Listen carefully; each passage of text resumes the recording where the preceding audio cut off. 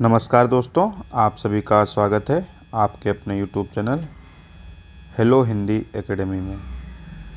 दोस्तों, आज हम यहाँ पर हिंदी साहित्य के महत्वपूर्ण 25 प्रश्नों को लेकर उपस्थित हुए हैं। दोस्तों, यह जो श्रृंखला है पूरे 100 प्रश्नों की होंगी। ठीक है दोस्तों, यह जो क्लास होगी मतलब इसमें तो 25 प्रश्न होंगे, लेकिन जो श्रृंखला है उसमें टोटल 100 प्रश्न होंगे। तो ये रेगुलर आपको 4 क्लास में प्राप्त हो जाएंगे 100 प्रश्न। आशा करते हैं आप सब इनसे लाभान्वित होंगे। चलिए शुरू करते हैं। अगर चैनल पर नए हैं तो कृपया चैनल को सब्सक्राइब कर दीजिए। ठीक है, वीडियो अच्छा लगे तो लाइक कर देना।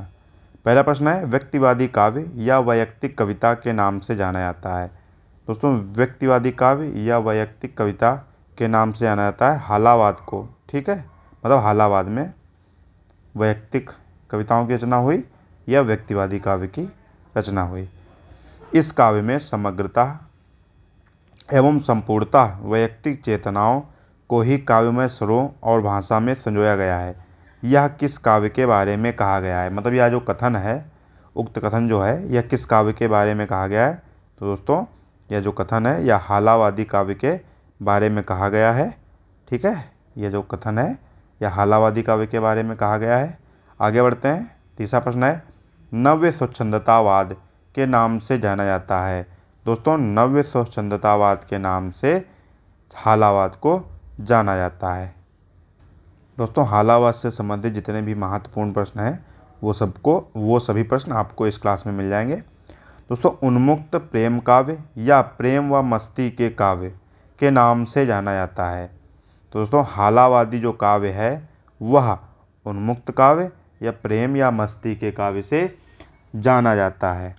ठीक है, आगे पांचवा प्रश्न है, इनमें अपनी ही मस्ती अल्हड़ता एवं अक्खड़ता है।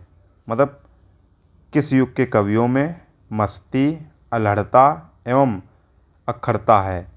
तो दोस्तों, हालावादी काव्य में जो है मस्ती दिखाई देती है, अल्हड़ता और अक्खड़ता भी दिखाई देती है। किसमें? हालावाद में। प्रश्न नंबर 6 है, हालावादी काव्य पर किसका प्रभाव है। दोस्तों, अक्सर ये प्रश्न बनता है। दोस्तों, यह जो क्लास है टीजीटी, पीजीटी, यूजीसी नेट, ठीक है, टीजीटी और पीजीटी के लिए समान रूप से उपयोगी है। ठीक है दोस्तों, कई बार यह प्रश्न पूछा जा चुका है कि हालावादी काव्य पर किसका प्रभाव है। दोस्तों, हालावादी काव्य पर फारसी साहित्य का प्रभाव है और उमर खयाम की रुबाइयाँ हैं ना दोस्तों, उनका प्रभाव जो है हालावादी काव्य पर दिखाई देता है। छई रोमांस का कवि किसे कहा जाता है। दोस्तों, छई रोमांस का कवि हरिवंश राय बच्चन को कहा जाता है। दोस्तों, यह आपके लिए प्रश्न नया होगा कि छई रोमांस का कवि किसे कहा जाता है। तो छई रोमांस का कवि हरिवंश राय बच्चन को कहा जाता है। दोस्तों, इसमें आपको कुछ प्रश्न ऐसे मिलेंगे शायद ही आपने कभी उनको पढ़ा हो। मैं दावा कतई नहीं कर रहा हूँ कि नहीं पढ़ा होगा, लेकिन बहुत इंपॉर्टेंट प्रश्न है जो आपको कहीं कहीं देखने को मिलेंगे। जैसे ये प्रश्न है, छई रोमांस का कवि हरिवंश राय बच्चन को कहा जाता है। प्रेम और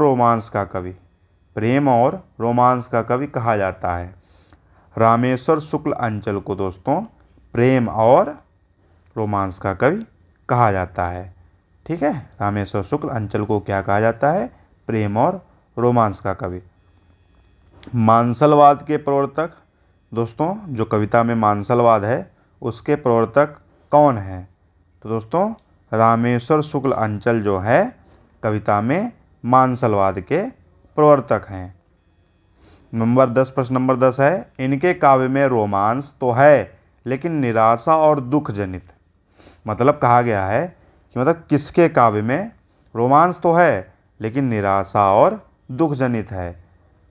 तो यह किसके बारे में कहा गया, मतलब किस कवि के बारे में कहा गया है।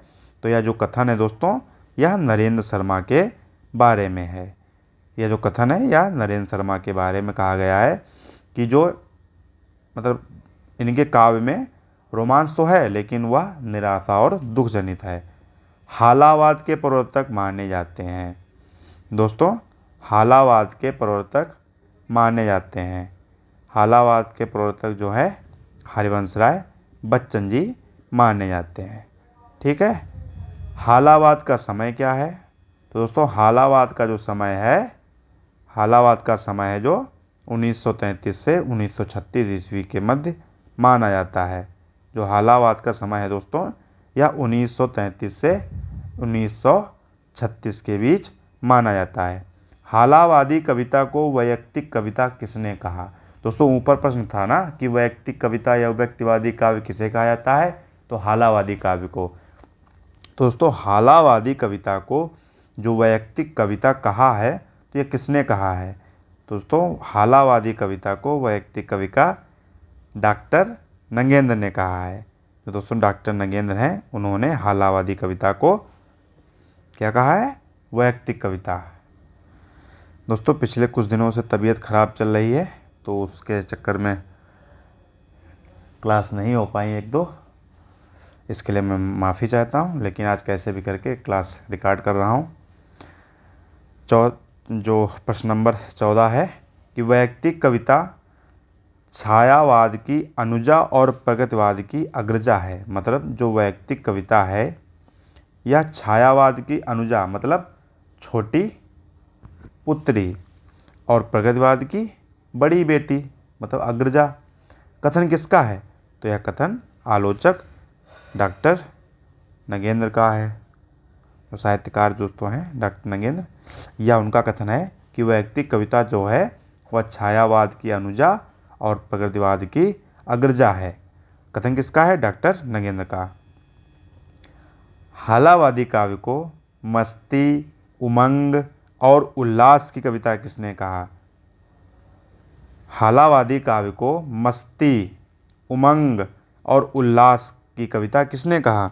तो दोस्तों हालावादी कविता को मस्ती, उमंग और उल्लास की कविता आचार्य हजारी प्रसाद द्विवेदी ने कहा है। आचार्य हजारी प्रसाद द्विवेदी ने हालावादी काव्य को क्या कहा? मस्ती, उमंग और उल्लास का काव्य। हालावादी कविता का प्रबल भाव है। हालावादी कविता का प्रबल भाव है वैयक्तिक कविता का। दोस्तों बार बार वही प्रश्न आ रहे हैं, मतलब घुमा फिरा के वही पूछते हैं कि आप कैसे भी उनमें कंफ्यूज हो जाएं। तो पूछा है हालावादी कविता का प्रबल भाव क्या है? वैयक्तिकता। निराशावादी कवि कहा जाता है। दोस्तों पीछे था ना कि किसके काव्य में निराशा, मतलब रोमांस तो है लेकिन वो निराशा और दुख जनित है। तो आ गया देखिए, निराशावादी कवि कहा जाता है। किसको कहा जाता है? हालावादी कवियों को निराशावादी कवि कहा जाता है। प्रश्न नंबर 18 है दोस्तों, व्यक्तिवादी कविता का प्रमुख स्वर निराशा का है। व्यक्तिवादी कविता दोस्तों किसे कहते हैं? हालावाद को।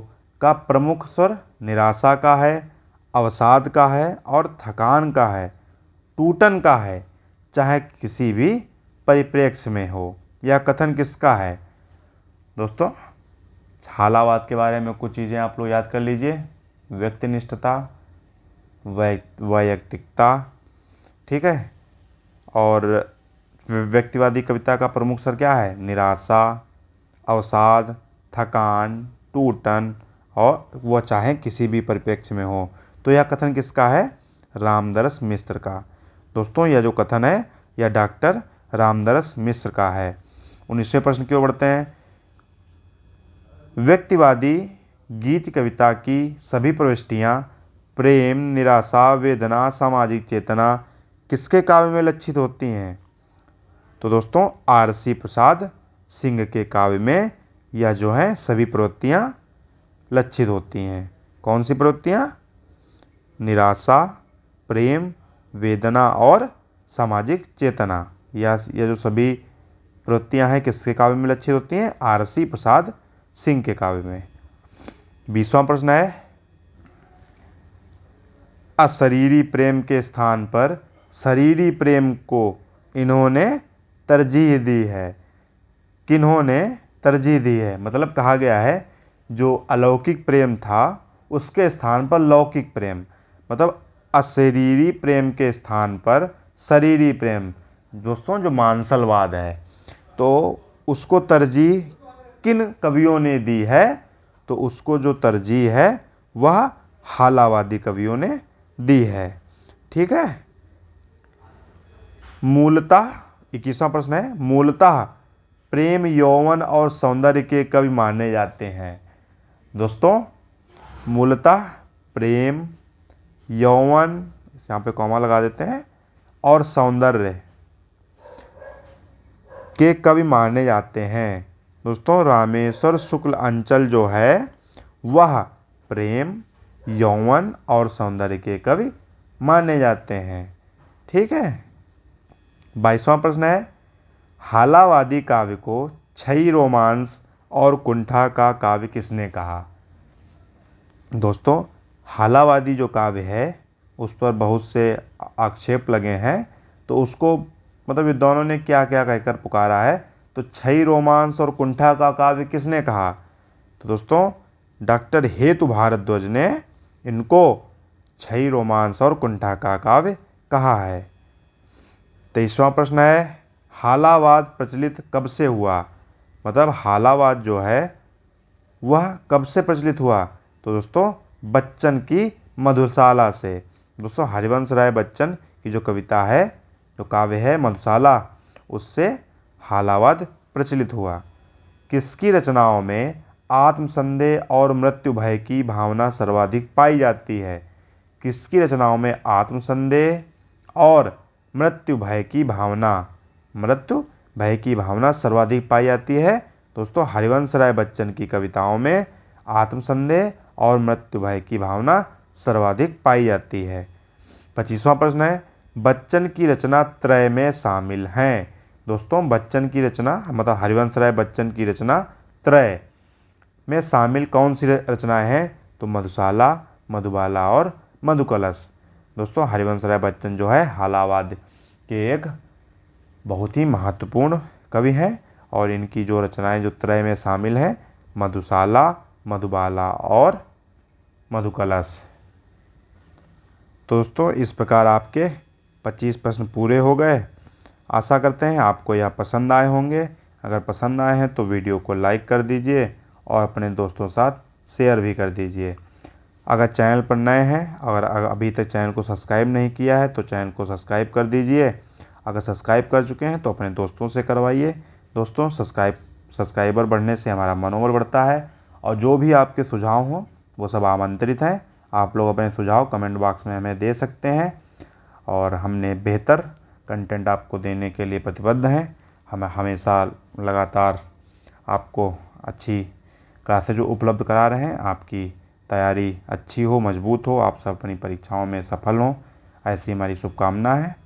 बाकी के जो 75 प्रश्न बचे हैं आपको एक एक क्लास में मिल जाएंगे। मिलते हैं अगली क्लास में, तब तक के लिए नमस्कार। जय हिंद दोस्तों।